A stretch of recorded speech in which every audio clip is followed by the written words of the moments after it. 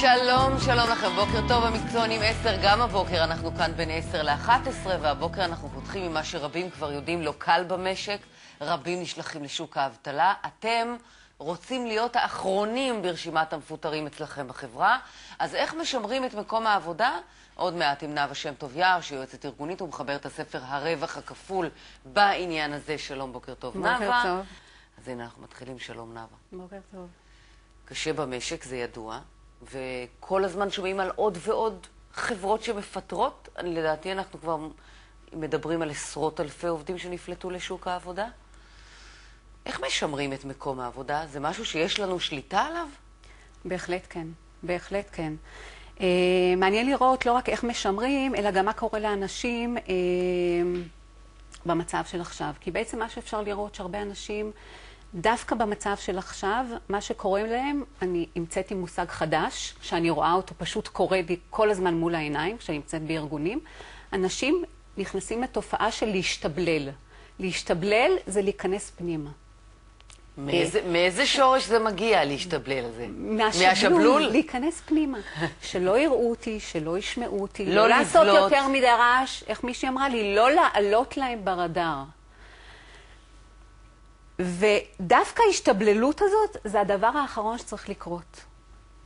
אתה לא צריך את זה לעצמך, המנהל שלך לא צריך לך, שזה מה שיקרה לך, הארגון לא צריך, וגם הלקוחות שלך לא צריכים. את אומרת מה שצריך עכשיו זה לבלוט? מה שצריך עכשיו זה להשפיע ולהביא ערך. להביא ערך ללקוחות שלך, להביא ערך לעובדים שלך, להביא ערך למנהל שמעליך, להביא ערך לכל מי שנמצא סביבך, לעמיתים שלך, כי זה בעצם מה שיעזור לך. זה מה שיעזור לך לשרוד. ואם פעם אמרנו שבעצם עיקר העבודה שלך זה מהמקום שלך למטה, והזרקור זה תיקח את הפנס ותאיר למטה, כשלמטה זה על המשימות שלך, זה על העובדים שלך, זה על עצמך. כן. עכשיו אנחנו רואים שזה לא מספיק. זה לא מספיק. המנהלים שלך מצפים ממך שתשפיע על הצדדים, שאת זה כבר הרבה זמן מצפים ממך, כן. כי עובדים מטריציונית ורוצים שתעבוד טוב בממשקים, וגם מצפים ממך שתשפיע כלפי מעלה. זאת אומרת שאם אני עכשיו מראיינת אנשים לקבלה לעבודה, ואני שואלת את המנכ"ל, יש דבר כזה? את מראיינת אנשים לקבלה לעבודה בתקופה הזאת? כי מה שקורה עכשיו גם שמנהלים אומרים, אוקיי, יש לי הזדמנות.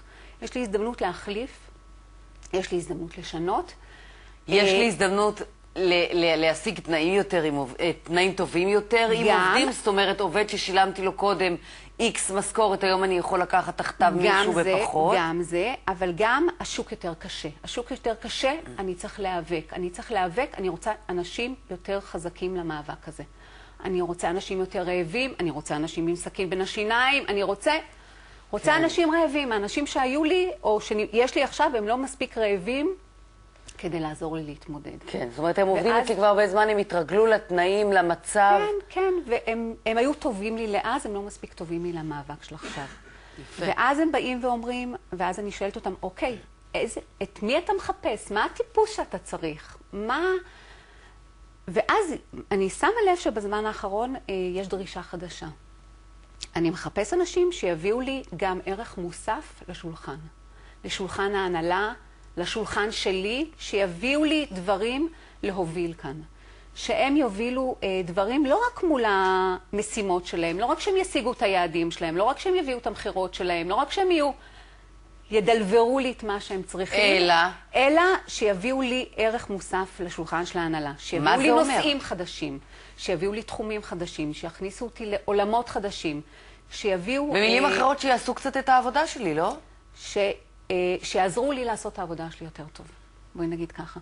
כן, שישפיעו עליי. שיביאו לי, שיעזרו לי לקדם דברים, שיעזרו לי להתקדם, שיעזרו לי להוביל דברים. בכלל, אם אני מחברת למה שאמרנו קודם, להיות האחרון ברשימת המפוטרים, אין ספק שאחד הקריטריונים להצלחה בלהיות האחרון ברשימת המפוטרים זה היחסים עם המנהל, נכון? כי בסופו של דבר הוא זה שיחליט אם אני הולך הביתה או לא. ממש ככה. ממש ככה. כשהמנהלים מקבלים את ההודעה, כן, שאתה צריך לפטר 10% מכוח האדם שלך, מי שמקבל את ההחלטה זה המנהלים. ולכן, אם אנחנו מסתכלים, ובאמת ככה נכנסנו לנושא, השותפה שלי ואני, מרה היא השותפה שלי, ואנחנו בעלות חברה שנקראת פרספקטיבה, ובעצם כשהתחלנו לגעת בנושא, ראינו שכשאנחנו יושבים עם מנהלים, בסדנאות, בקואוצ'ינג אישי למנהלים, ולא משנה על מה אנחנו עובדים, פעם זה על ניהול שינוי, פעם זה על ניהול מחירות, פעם על ניהול שירות, אנחנו שואלים אותם, אנחנו רוצים לקדם איתם את הנושאים שקשורים לעבודה שלהם, ואז אנחנו התחלנו לקרוא לזה מסיבת הכיתורים. על העובדים? כיתורים? לא. אני רוצה לקדם את זה, אבל המנהל שלי לא מגבה אותי. אני רוצה לקדם את זה, אבל המנהל שלי לא מקשיב לי, הוא לא נותן לי, קשה לי איתו, אני לא מצליח לדבר איתו, אני לא מצליח לקדם איתו דברים. ממש אשתו השנייה. ממש אשתו השנייה, ממש מסיבות של כיתורים. ולא... עכשיו, בהתחלה, את יודעת, אמרנו, אוקיי, זה כמו רעש רקע. בוא תנהל את השינוי, בוא תעשה את מה שאתה צריך לעשות. ואז כל הזמן היה לנו את הרעש רקע הזה. אני לא מצליח, קשה לי. ואז הבנו שיש קושי ויש גם אתגר מאוד גדול. הלכנו ליועצים שעובדים איתנו, אמרנו להם, גם אתם נתקלים בזה, בסדנאות שלכם, בקואוצ'ינג שלכם. מנהלים מעלים את זה שקשה להם עם המנהלים שלהם, ואז הבנו שבמקום להתייחס לזה, תיאת כמו רעש רקע, שזה כל הזמן צריך לדחוף את זה לצד ולהמשיך ללמד אותם את ניהול המחירות, או את מה שאנחנו רוצות ללמד אותם. לא. צריך להתייחס לזה, ולא להשתיק את זה, ולא להגיד, אוקיי, תשים את זה בצד, להתעלם מזה, אלא לתת לזה מקום. כן. ואז אמרנו, אוקיי, נותנים לזה מקום, אז איך אני נותנת לזה מקום? בואי נלך לראות, קרה משהו בעולם, כתבו על זה, מישהו דיבר על זה, ואז הלכנו וקראנו ספרות מקצועית, פתחנו, וראינו שכן, בארצות הברית, כבר משנות ה-90, מדברים על מושג שנקרא Managing Up, שזה בעצם איך לעבוד נכון, אנחנו תרגמנו את זה לאיך לעבוד נכון עם המנהלים שמעליך. זאת אומרת שזה בא ואומר, לא מספיק שתעבוד נכון עם הכפיפים שלך, או שתעבוד נכון עם עצמך או עם העמיתים שלך, כדי באמת לקדם, כדי באמת לשרוד, כדי באמת להצליח, אתה צריך ללמוד גם לעבוד נכון עם המנהלים שמעליך. ומה הייתה השורה התחתונה? מה הדבר הכי חשוב שאתה צריך לעשות כדי להסתדר עם המנהל שמעליך? קודם כל, יש הרבה מאוד שורות תחתונות, ובאמת בספר שלנו, הרווח הכפול, שגם דאגנו להמשיך ולקרוא לו גם Managing Up, יש הרבה מאוד המלצות. אבל אני חושבת שאם אני מנסה להגיד, אוקיי, אז מה ההמלצה הכי משמעותית? אז ההמלצה הכי משמעותית שנמצאת מתחת לכל ההמלצות זה, דבר ראשון, קח אחריות על מערכת היחסים עם המנהל שלך. עובד מצוין שמערכת היחסים שלו עם המנהל שלו על הפנים, לא ישרוד? לא ישרוד. למרות שהוא מצוין, ואם נסתכל בטבלאות תפוקה שלו, הוא מגיע ל-100%? עכשיו, העובדים האלה גם אומרים, את יודעת איך זה נשמע בארגונים? בארגונים הם אומרים לי, מה את רוצה? תעזבי אותי מכל הפוליטיקה הזאת. מה את רוצה? שאני אלקק לו?